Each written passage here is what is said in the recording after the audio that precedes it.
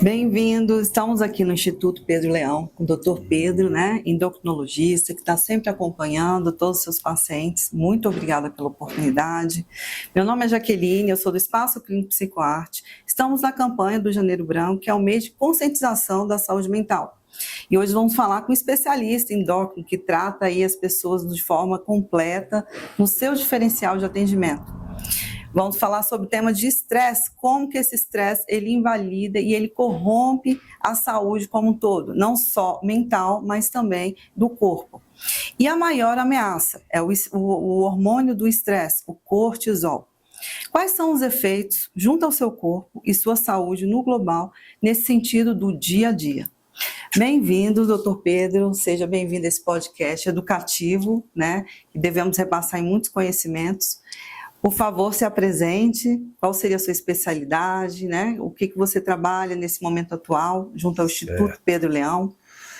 Primeiro, agradecer o convite da doutora Jaqueline aqui para participar desse podcast. Eu costumo falar que minha especialidade são seres humanos, eu me especializei em cuidar de gente. A medicina tem uma tendência aí de lotear o corpo humano, eu só trato da cabeça, eu só trato do joelho esquerdo, eu só trato do coração, sendo que é um todo, é um conjunto integrado, e a gente não consegue desmembrar isso. A endocrinologia ela é uma especialidade que especialmente necessita dessa integração. Eu estou falando do cortisol aqui, de um hormônio que vai agir do fio de cabelo da pessoa até a unha do dedo do pé dela e vai trazer mudanças e transformações e efeitos no corpo todo, no sistema cardiovascular, que pega ali o cardiologista, no sistema nervoso central, que pega a área da neurologia, vai mexer com pele, com cabelo, então mexe na área da dermatologia. Então, se eu for trabalhar meu paciente de uma maneira integral e completa, eu acho que a endocrinologia talvez seja a melhor especialidade para isso. Muito bem, excelente.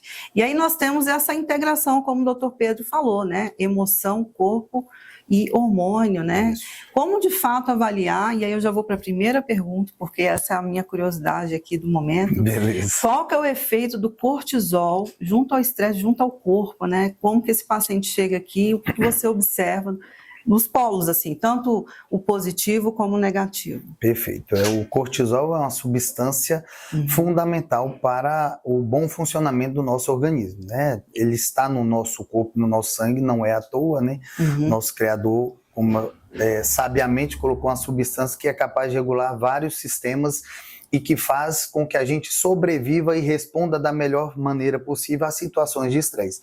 Eu costumo dizer que o cortisol não ele é conhecido como hormônio do estresse, mas ele não é o hormônio que causa, que provoca estresse. Ele é um hormônio que é produzido pelo corpo mediante situações de estresse.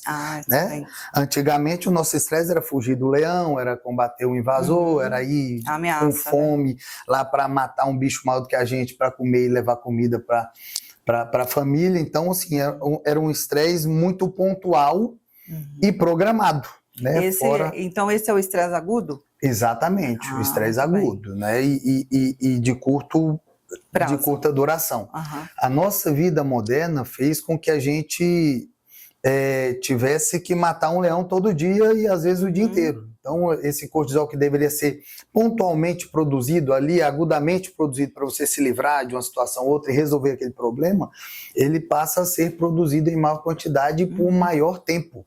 E aí é que vem as repercussões negativas. Então, eu falei, ele é fundamental para o funcionamento do corpo, por quê? Porque ele que regula, ajuda, faz parte ali do controle da pressão arterial, do controle da glicose, para não deixar faltar açúcar no cérebro. É ele que mexe com a parte muscular, ele faz, em excesso, faz com que haja perda de massa muscular, mas ele faz parte da renovação do músculo, quando está em níveis fisiológicos e o bom funcionamento do músculo. A parte cognitiva depende do cortisol, para você raciocinar, para você... A energia, disposição para o dia, produção de energia, tudo isso depende do cortisol. Para a adrenalina agir, a noradrenalina agirem, precisa que haja cortisol no nosso sistema, e existe um extremo, uma doença chamada doença de Addison, em que não há produção de cortisol nenhum no corpo, e a gente dura 24 horas se não tratar. Então, é um trem que não, é fundamental, essencial para a vida, mas que vai trazer os malefícios quando é em excesso e por tempo prolongado. E aí, esse excesso em tempo prolongado é quando nós chamamos do estresse crônico. Exatamente. Né? Que de forma repetitiva, hoje, né? Sim. E aí, de fato, há um desequilíbrio entre o corpo, a emoção, né? E muitas vezes compromete toda a qualidade, tanto física e emocional das pessoas, no sentido dela não ter mais aquela disposição. Começa a apresentar um cansaço, né? Insônia, enfim, vários fatores aí que vêm a comprometer, né? Quando a gente fala do cortisol, tem esses dois polos, tá, gente? Como o Dr. Pedro falou, né? Aquele que dá qualidade nesse sentido integrado entre corpo e emoção e disposição, mas aquele que, quando sentido repetidamente, pode te levar à exaustão. E aqui é o risco, né, doutor? Porque aí vem o crônico, né? É quando a pessoa já começa a desencadear muitas doenças. E aí a minha dúvida é, estamos numa era de muitas doenças autoimunes? Devido a esse alto nível de estresse? Existe um aumento da incidência de quase todas elas, de quase todas as doenças autoimunes, e eu acho que o estresse é um fator chave aí ligado a esse aumento. Porque o cortisol, ele também é um imunomodulador, ele modula a nossa imunidade, certo? Mas quando ele está em excesso, ele acaba prejudicando o bom funcionamento do sistema imunológico. E isso pode favorecer tanto que a pessoa tem a imunidade mais baixa, adoeça com mais frequência, gripe, resfriado, essas coisas, como desenvolver mesmo um quadro de ataque autoimune do próprio corpo, do próprio sistema imunológico a determinados órgãos do nosso organismo. Muito bem. E aí, quando nós falamos de estresse, a gente fala de emoções. E aqui nós entramos no contexto emocional. Aquilo que você reprime, não fala e guarda, o corpo soma. E soma a longo prazo, que aí vem o estresse crônico. O silêncio gera muita somatização de fatores. E nós temos 3 estágios do estresse. O primeiro estágio é o alerta, né? Ele é até um estresse positivo, onde te gera disposição, qualidade, aquele mais ou menos lá dos 20 anos aos 30, que você está sempre com uma energia vital completa. Mas quando ele vai para o estágio da resistência, é quando o corpo começa a sinalizar, preste atenção. Vida automática tira essa atenção de qualidade que temos que ter, as nossas emoções junto a esse corpo. Aqui pode apresentar uma dor de cabeça, situações que vêm a te dar um estalo, mas muitas vezes, né, doutor Pedro Leão, as pessoas estão tão no automático que elas nem se percebem nesse estágio, né, do limite. Mas eu vou dar um exemplo muito significativo, que é o último estágio do estresse, que é a exaustão. Eu não me percebo, estou no automático, meu corpo somou e desenvolvi aqui uma doença. E um exemplo prático que eu posso dar é justamente do elástico. Olha só, gente, esse elástico aqui é como se fosse o corpo, tá? Se eu não cuidei dessas 3 fases e cheguei no último estágio de estresse, o elástico rompe. E ao elástico romper, gera-se uma doença. Né? Aqui é o estágio mais grave. E quando o paciente chega nesse estágio de exaustão, até falamos da exaustão silenciosa. Como que o doutor ameniza a situação para acolher aquele momento daquela pessoa e, de fato, direcionar um plano de tratamento? Cara, a gente tem que ter uma avaliação clínica muito pormenorizada, uma avaliação laboratorial também. A gente sabe que o cortisol não é o único hormônio que altera no estresse. E, na verdade, essas alterações do cortisol podem levar a alterações de outros hormônios, os hormônios femininos, a própria testosterona, a tireoide é muito sensível ao cortisol. Então, assim, Hashimoto, hipotireoidismo, doença autoimune, que muito comum, né? Mais comum em mulheres que em homens, e a principal causa de hipotireoidismo do ser humano. Tanto que há uma recomendação da Sociedade de Psiquiatria que todo paciente com depressão tem que investigar a doença tireoidiana, e na de endocrinologia que todo paciente com doença tireoidiana tem que investigar a depressão e às vezes tratar simultaneamente. As duas condições são muito relacionadas. Então o cortisol com a tireoide, eles andam de mãos dadas mesmo. Então a gente faz essa avaliação laboratorial, né? Quem é meu paciente sabe o tanto de sangue que tem que tirar para começar a vir a se consultar. Conversa, né? Graças a Deus eu tenho tempo para conversar com o meu paciente, isso é uma coisa que eu não abro mão, né? Porque é impossível você identificar uma situação dessa, de estresse, de exaustão, sem saber da vida do paciente mesmo, se tem filho, se não tem, se é dono de casa, se não é, se trabalha, os problemas que estão enfrentando, então que vira quase que um divã mesmo, e eu faço questão disso. E aí sim, identificados os problemas, as causas e as alterações laboratoriais, a gente traça o plano terapêutico individualizado para aquela pessoa, né? Que não é só remédio, né? Não é só tomar uma vitamina que vai dar certo, então a gente tem que, como eu falei, identificar as causas e se possível, corrigi-las. O que a gente fala do estilo de vida, né? Da atividade física, que é fundamental. Quem não consegue tratar um quadro de estresse crônico desse, de exaustão num sedentário, é muito difícil. A qualidade do sono, a higiene do sono, né? Ter horário para dormir em quantidade e qualidade. Eu falo muito do lazer, né, de que a pessoa tem que ter um hobby, tem que ter um lazer, tem que ter uma coisa que ele dê frio na barriga para fazer. Então, são pouquíssimas pessoas que eu pergunto aqui que tem um hobby, cara, que tem uma atividade que ele fica esperando chegar o fim de semana para fazer. As pessoas não têm isso. E é o tal do automático, que acorda, trabalha, dorme, come, fim de semana, fica em casa porque não aguenta nem sair de casa, Netflix, e entra nesse ciclo que vai gerar, de fato, alguma doença lá no futuro. E aqui vem uma questão, gente. Quando esse cortisol está alto, a inflamação ocorre e o adoecimento é o último repercussor de estágio, né, doutor Pedro? Perfeito. Até porque, assim, se eu não estou atento a mim, e aí vem a terapia, tá? A terapia, ela é um lugar onde eu trabalho a minha autoconsciência, meu autocuidado, a busca de qualidade de vida, um tempo para mim.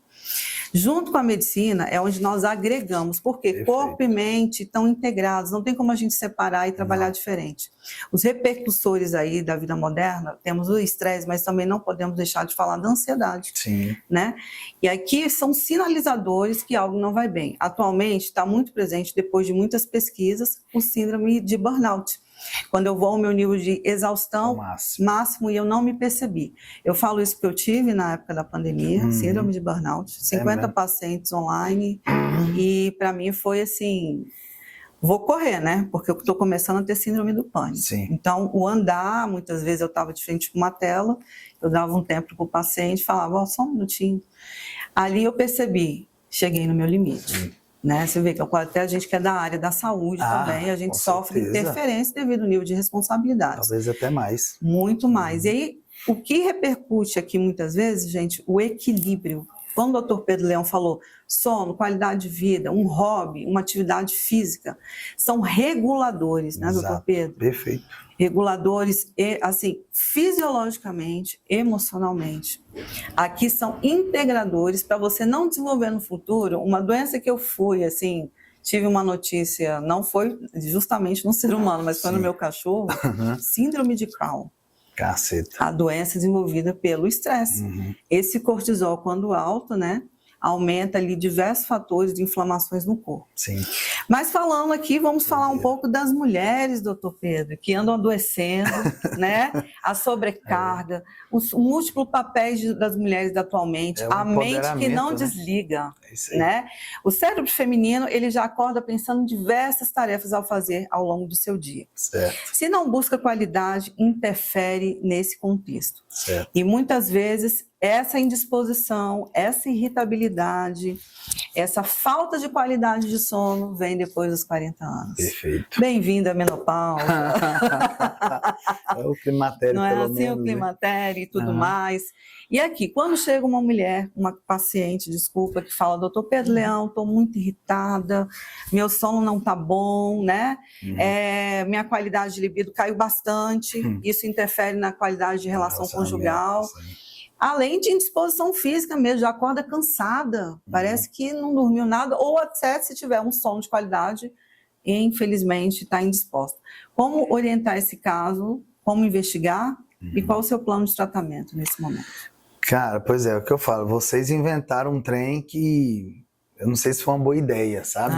A mulher querer assumir tantos papéis assim, tantas obrigações e responsabilidades, trabalhar tanto quanto o homem, e ocupar os mesmos lugares, tá? Eu sou longe de ser um machista, mas eu acho que a mulher já tem papéis demais, né, próprios dela, e assim como o homem tem os dele. E só que vocês passaram um pouco do ponto, né? O empoderamento, tá tudo certo, a mulher que quer, né, ser independente, ser uma grande empresária, ser uma líder, mas isso cobra um preço, né? E o preço é na saúde, o preço é na qualidade de vida. E aí é que a gente tem que pesar, né? Ver o custo-benefício disso. Mas eu vou falar muito, senão o povo vai, né, vou ser cancelado aí na internet, porque a mulherada tá poderosa. Então, a maior parte dos meus pacientes, né, a maioria o público maior é feminino mesmo, eu atendo mais mulheres do que homens, com certeza. A faixa etária maior também é acima dos 35, 40, com certeza. E, naturalmente, pelo envelhecimento do corpo, do ovário e de todas as glândulas do corpo, os 40 costuma ser um divisor de águas, né? A menopausa geralmente vai acontecer mais próximo dos 50, mas a gente começa a ter declínio hormonal dos hormônios femininos. Cognitivo, né? Cognitivo, em decorrência disso. Já a partir dos 40 é o que a gente chama de perimenopausa ou climatério, que são os anos que antecedem, de fato, o fim ali da produção hormonal feminina. E aí, nesse contexto, a gente tem que fazer essas avaliações todas que eu falei, mas focar bastante na parte dos hormônios femininos mesmo e ver se há necessidade de reposição, né, de ajuste de alguma maneira aí, e para poder tratar e traçar esse plano terapêutico, né? O que acontece, essa história de acordei cansada, mais cansado do que fui deitar, é um sintoma muito corriqueiro, muito comum, e está muito relacionado a esse quadro de exaustão mesmo, de estresse crônico, e já é um alarme, né? Um alerta que a gente liga. E tem que tentar achar, como eu falei, as causas disso, né? O que está levando essa sobrecarga, ver como é que estão os hormônios que regulam o sono, a progesterona, a melatonina, o próprio cortisol, também a tireoide. Então, assim, é um negócio que dá trabalho, não existe receita de bolo, tem que ser um a um mesmo, cada caso subjetivo, aqui, né, de cada totalmente, e essas mudanças de estilo de vida também vão ser aplicadas à mulher, com certeza, nessa idade. Mas, graças a Deus, hoje a gente tem recursos demais para deixar a mulher com 40, 50, 60 funcionando perfeitamente. Isso é verdade. Bom, trazendo aqui, gente, a importância de manter o equilíbrio, ficar atenta, ter o autocuidado. Mas nem todo mundo consegue ter essa disposição, porque quando a gente está no automático, a gente não se percebe. Sim. E aí eu vou trazer uma experiência clínica, caso que eu tive muito grave, o ano passado. Foi quando mulheres mães não se perceberam, né? Muitas vezes a gente fala, o cérebro é o gerenciador, né? O computador que gerencia emoção e corpo fisiologicamente falando. Não se perceberam, começaram a ter insônia frequentemente, são casos diferentes, mas são mães que trabalham, têm filhos, né? E filhos que demandam muito. Ali surgiu um apagão, doutor Pedro. Chamamos aí, foi identificado como uma amnésia temporária. Não se percebeu, não reconheceu, noites sem dormir. Sim. Né? Vem toda essa bagunça. E aí, como orientar uma paciente que chega nesse estágio? Como tratar hormonalmente? Como avaliar até o histórico de vida dessa mulher que chega para você nessa faixa etária de 50 e poucos anos? Cara, isso é um curto-circuito, né? É o corpo entrando em colapso, literalmente, pedindo socorro. E é o freio obrigatório, né? É uma puxada de freio de mão, uma vez que a pessoa que está no controle não está querendo desacelerar. Então o corpo vai fazer isso de alguma forma, de alguma maneira. Isso pode ser um apagão, isso pode ser, né, um burnout, isso pode ser o desenvolvimento de uma doença autoimune. Então vai ter alguma forma do corpo gritar, pedir socorro e tentar de alguma forma parar aquela pessoa. E aí é que tá, a gente tem que achar de onde é que está vindo essa exaustão, qual que é a causa desse estresse crônico dessa pessoa, dessa paciente, ou, né, homem ou mulher que seja. Nesse caso aí que você falou, as duas, provavelmente essa multitarefa, essas multirresponsabilidades que a mulher tem de ser mãe, de ser esposa, de ser empregado, né, ou empregador, e isso, cara, somando a idade, ao envelhecimento e a queda desses hormônios todos que a gente está comentando aqui, os hormônios sexuais femininos, o climatério, a menopausa, o cortisol em excesso, não tem como a gente chegar num desfecho diferente disso. Então a gente tem que, de fato, identificar, mostrar isso para o paciente, ela tem que querer, obviamente, mudar essa situação, ela tem que desejar mudar. Isso, os hábitos, porque a gente não consegue obrigar nada aqui, não tem uma pílula que você toma que vai resolver todos esses problemas, e aí em conjunto, ela querendo, né, e com a abordagem multidisciplinar, que eu costumo falar que eu sozinho não trato ninguém aqui. Com certeza. Eu preciso de um bom educador físico, eu preciso de uma nutricionista, eu preciso de uma terapeuta, uma psicóloga, e eu costumo usar bastante essa rede de profissionais, e aí assim a gente consegue fazer um tratamento adequado. Excelente. Quando o doutor fala da equipe multidisciplinar, é uma equipe integradora, gente, Perfeito. Onde vai ajudar essa pessoa que está sem visão a sair desse lugar de exaustão. Exato. Muitas vezes, olha só um quadro muito interessante, a hipervigilância. Essa hipervigilância, quando ela é muito vivenciada continuamente, automaticamente vai virar aí um estresse crônico. Certo. Mas de onde vem a hipervigilância? Muitas vezes a hipervigilância vem do trauma, onde eu tive ali lá na minha infância, onde eu tenho nem memórias cognitivas, mas às vezes memórias físicas de Perfeito. sensações, que eu vou somatizando, eu estou sempre em um nível de alerta, onde eu preciso estar atenta a tudo, fazer e não consigo me desligar. E a maior interferência nesse final do dia é o sono, né, doutor Pedro? Porque aqui, se você está sempre hipervigilante, cortisol, todas as questões dos hormônios estão fora do lugar. E aí esse corpo, essa mente não desliga. Exato. E aqui como que entra a terapia? A terapia ela entra como uma fonte de organização, reprocessamento, né, e percepção de quem sou eu. Nesse autocuidado, nessa autogerência, é onde eu vou começar a equilibrar os meus pratinhos. Frente às demandas, estabelecer limite e pedir ajuda. Perfeito. Porque a vida automatizada faz que muitas mulheres, nesses múltiplos papéis, não peçam ajuda. São sobreviventes, muitas vezes, de muitos traumas, tratado em consultório, junto com o médico, é onde a gente automaticamente regula. E muitas vezes hoje a gente tem a terapia revolucionária, que é o MDR, né? Certo. Que ela está no mundo inteiro, que é uma terapia seguida junto a um protocolo, um reprocessamento daquele momento que a pessoa vive, onde a gente trata depressão, ansiedade, e um nível de estágio de alerta, né? Que eu estou falando aqui do estresse, e ali construímos, né, um lugar de segurança. Esse é o momento da terapia, onde você equilibra não só o seu emocional, mas junto com o seu físico. Né? Então vamos lá. Chegando a todo esse contexto, né, doutor Pedro, quando um paciente percebe que ignora os fatores e ele chega no estágio de risco, certo. Como que você entra como médico orientando, estabelecendo assim, olha, chegamos no limite?